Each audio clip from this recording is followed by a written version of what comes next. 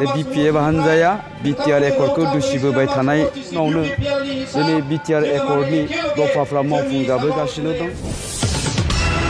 फिसा फिसा मानसिफोरनि स्टेटमेन्टनि सायाव स्टेटमेन्ट होनाय माने गावखौ जाम्बा होनना दिन्थिनायसो जायो।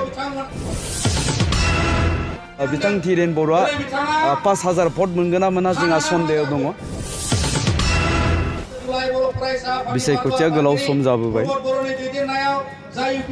मोनफ्रोमबो समस्थियावनो गिदिंदों आरो गोलाव सम जानाया जोंनि UPPL हान्जानि थाखायनो मोनसे मोजांथार खाबु जादों।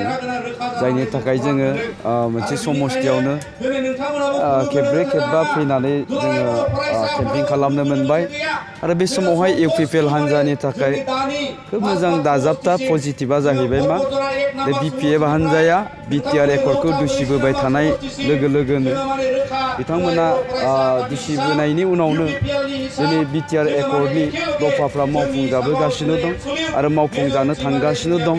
दा बेफोर गासैखौबो नुनानै जायफोर रायजो राजाया सिगाङाव गोनो गोथो जादोंमोन दिनै बिथांमोनाबो मोनसे क्लियार खोथाखौ बुजिनो हाबाय जे बे BTR एकर्डनि गेजेरजों थारैनो जोंहा हारि हिसाबै थांनानै थानो हागोन आरो जोंनि गेजेराव थानाय गोलाव समनि बे जेंनाफोरखौ जोङो सुस्रांजोबनो हागोन।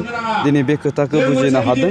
दा बेखायनो जाय हान्जाया बे BTR एकर्डनि दफाफोरखौ दिनै मावफुंनो थाखाय थियारि जादों बैफोरबायदि हान्जानो गोनो गोथो जानानै थानाय रायजो राजाफ्राबो दिनै भट होनो थाखाय थियारि जादों। दा बे बेलायाव दिनै जोंनि UPPL हान्जायानो मोनसे पजिटिभ माबायाव फैनाय जादों। दा बेखायनो दिनैनि दिनाव जों बुंगोन जे बे UPPL दोलोआ दिनैनि दिनाव 30टानिख्रुइबो बांसिन समस्थियाव देरहानानै सरकार दागोन बियो रोखा जाबाय। नाथाय बुंदों नोंथांनि जे माने कक्लाबारि समस्ति बेयाव माने प्रबिन सरकारि दाब्लाया बुंदों जे प्रमद बर'आनो मोसौ बोराइ बायदि जेनगोन होनना बे फिसा फिसा मानसिफोरनि स्टेटमेन्टनि सायाव स्टेटमेन्ट होनाय माने गावखौ जाम्बा होनना दिन्थिनायसो जायो आरो।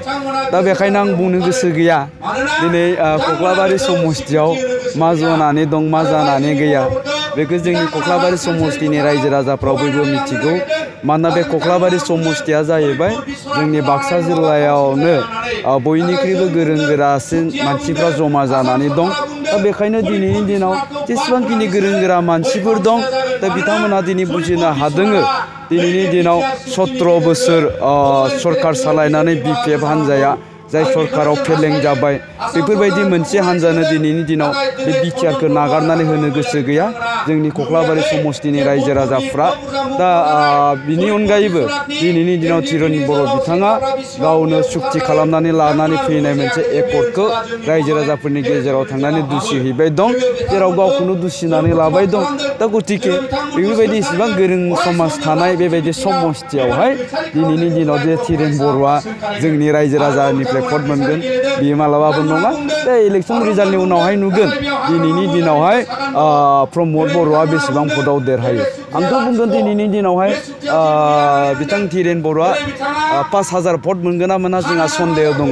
कन्टेस्टनि खोथायाथ' बिदि बिथांजों मालाबा फैनाय नङा। बे GSPनि केन्डिडेट दङ सासे दा बिथांजों मोनसे कन्टेस्टआव फैगोन आरोखि। दा गतिके दिनैनि दिनावहाय बेवहाय मोसौ बोराइनि जेननाया जे धीरेन बर' बिथाङासो जेननो थांगासिनो दं। दा बे खोथाखौ दिनैनि दिनाव जोंनि कक्लाबारि समस्तियाव थानाय BPF हान्जानि दैदेनगिरि बिथांमोनाबो मोजाङैनो मिथिखागौ।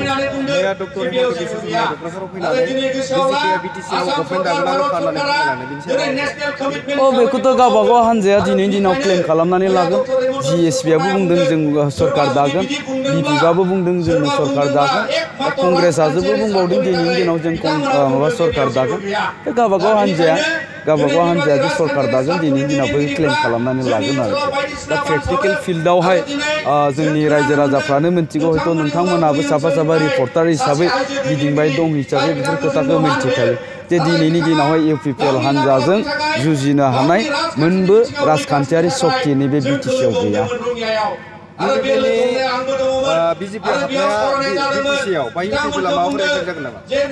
दिनैनि दिनाव BJPआ BTCआव हाबफैनाया जाहैबाय UPPLनि मोनसे लाबसो दं आरोखि। खारन दिनैनि दिनाव सिगाङाव जायफ्रा BPFनो भट होदोंमोन जायफ्रा बर'नो भट होदोंमोन बेफोर भटखौसो बोखानानै BJPआ लांनो थांबाय दङ। दा गतिके बे बेलायाव जोंनि UPPL दोलोआनो लाब जागोन। जोंथ' सानदों जे माने BJP खोब मोजाङै केम्पेइन खालामथारोबा मोजां जायो जाहाथे BPF आरो GSP नि भटफ्रा माने गाबावो आरो मैयाबावै प्रमद बर'खौ सार गारियाव दा बे बेलायावहाय आङो गोख्रोङै सोंखारिगोन खारन दिनै गासै रायजो राजाफ्रानो नैबे BTC आव मोनसे गोजोन थासारिखौ लुबैनानै नैबे BTC नि जि बिसायख'थि बेखौ गोजोनै बारलांजानो लुबैदों खारन दिनै जोङो बयबो बे गोजोनखौ हास्थायनानैनो नैबे BTR एकर्डखौ खालामनानै लाबोनाय जादों दा बिनि थाखायनो आङो बै दुथांफोरखौ माने सोंखारिगोन जाहाथे उननि समफ्राव बेफोरबायदि खालामा आरो बेफोरबायदि खालामनायनि ओंथियानो जाहैबाय बे गावबागाव हान्जानिनो बेयाव माने माइनास दं आरोखि दा बेखायनो जायफोर हान्जाया बेफोर खोथाखौ सिन्था खालामदों जाहाथे जोंनि गोजोन थासारिखौ गोजोन थासारिनि सार्थआव बेफोरबायदिनिफ्राय जानगाराव थायो आं बेखौनो खावलायगोन आरो पुलिस बिफानखौ आं खावलायगोन जे हानायमानि गोख्रैनो बै दुथांफोरखौ हमनानै साजा होनो नांगौ